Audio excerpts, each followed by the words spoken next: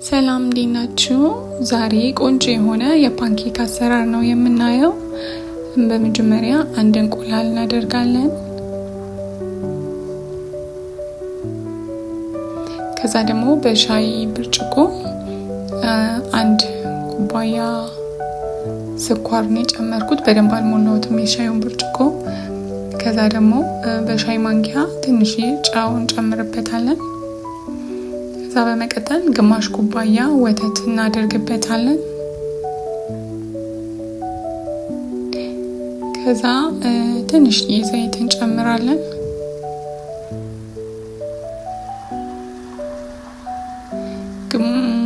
አንድ ክዳን ቫኒላ እናደርግበታለን። ከዛ በደንብ ማዋሃድ ነው።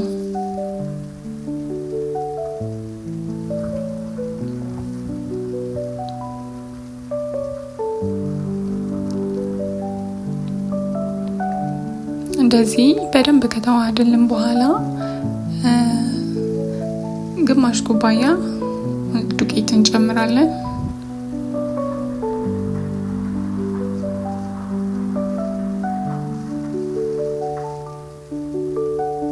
እሱንም በደንብ አድርገን እንደዚህ እናዋህደዋለን። እያየን የምንፈልገው አይነት ውፍረት እስኪመጣ ድረስ ዱቄቱን መጨመር እንችላለን። ከዛ ቤኪንግ ፓውደር አረኩኝ። እሱንም እናዋህደዋለን።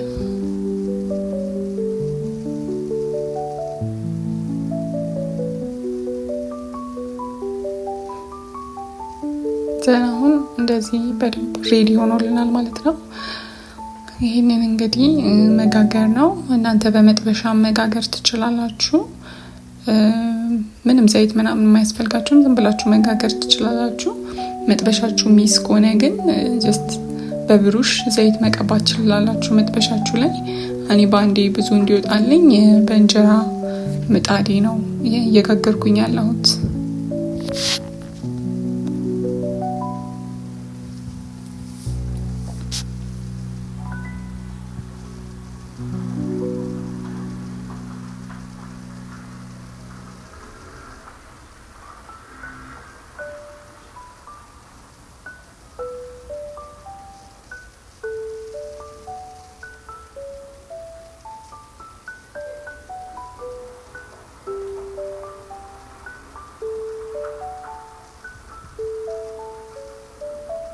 ከዛ እንደዚህ አይን መውጣት ሲጀምር ወይም ጠፈፍ ሲልልን እንገለብጠዋለን ማለት ነው።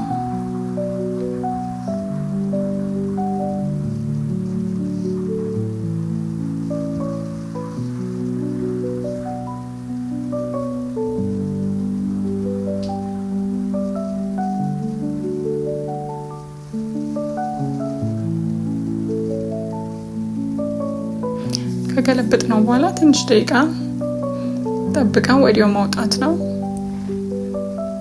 እንደዚህ ያደረግን መጋገር ነው።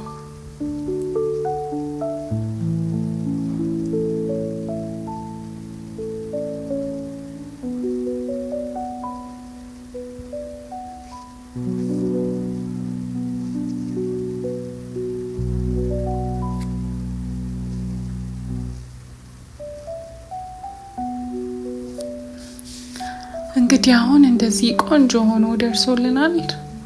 እንደዚህ ደርድረን ያለንን ፍሩት ከላዩ አድርገን ማቅረብ ነው። ከላይ ያላችሁን ማንኛውንም ነገር ማፍሰስ ትችላላችሁ። እኔ ማር ከላዩ ላይ እንደዚህ አፍስሼበታለሁ። በጣም ጣፋጭ ነው። ሞክሩት ባይ